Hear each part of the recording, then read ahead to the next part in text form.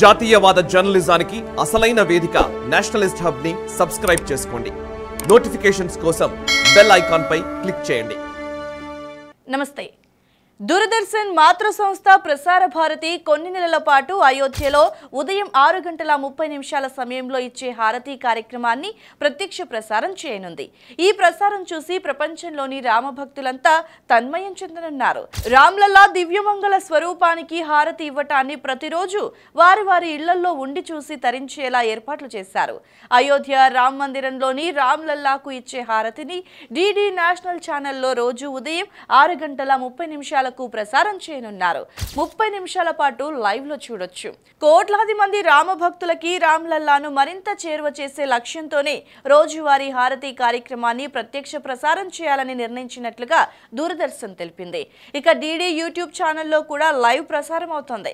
రామ్లల్లా హారతి ప్రత్యక్ష ప్రసారం కోసం దూరదర్శన్ 2 లేదా 3 సిబ్బందిని అయోధ్య ఆలయ ఆవరణలో నియమించారు.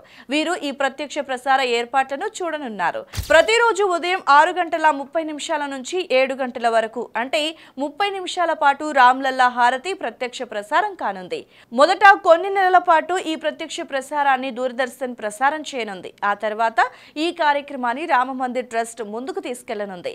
మంగళహారతిని నేరుగా వీక్షించాలనుకునే భక్తులకి ఆలయంలోకి ఉదయం 4 గంటలకి అనుమతిస్తూ ఉన్నారు. అయోధ్య రామ మందిరంలో కొలువై ఉన్న రామ్లల్లాకు రోజుకి 6 సార్లు హారతిస్తున్నారు.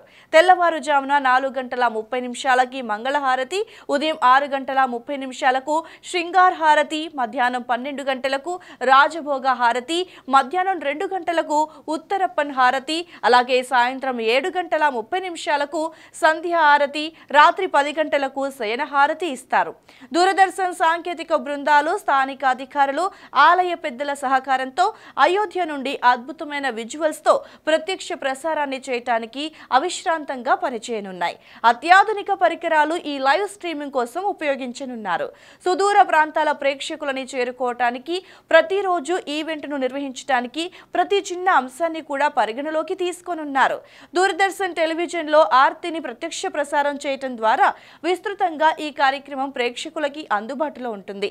దీనివల్ల దేశం నలుమూలలకి చెందిన భక్తులు ఆధ్యాత్మిక అనుభూతిని పొంది ఆనందకరమైన దృశ్యాన్ని ఆస్వాదించవచ్చు. అయోధ్య బాలక్రామ్ మందిర్లో స్పెషల్ దర్శనం అంటూ ఏదీ లేదని, స్పెషల్ దర్శనం పేరుతో డబ్బులు వసూలు చేయబోమని శ్రీరామ జన్మభూమి తీర్థక్షేత్ర ట్రస్ట్ స్పష్టం చేసింది.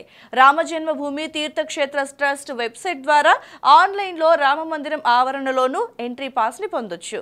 భక్తుల పేరు, వయసు, ఆధార్ కార్డ్, మొబైల్ నంబర్, చిరునామా వివరాలు తెలియజేసి ఎంట్రీ పాస్ ని ఉచితంగా పొందొచ్చు. ఈ వీడియో మీకు నచ్చినట్టయితే లైక్ చేయండి, 10 మందికి షేర్ చేయండి. అలాగే కామెంట్ల రూపంలో మీ అభిప్రాయాలను మాతో పంచుకోండి. Nationalist hub group of channels ను సబ్స్క్రైబ్ చేసుకుని తెలుగునాట జాతీయవాద జర్నలిజాన్ని ప్రోత్సహించండి. ఈ వీడియో కింద ఉన్న బెల్ ఐకాన్ పై క్లిక్ చేయడం మర్చిపోవద్దు.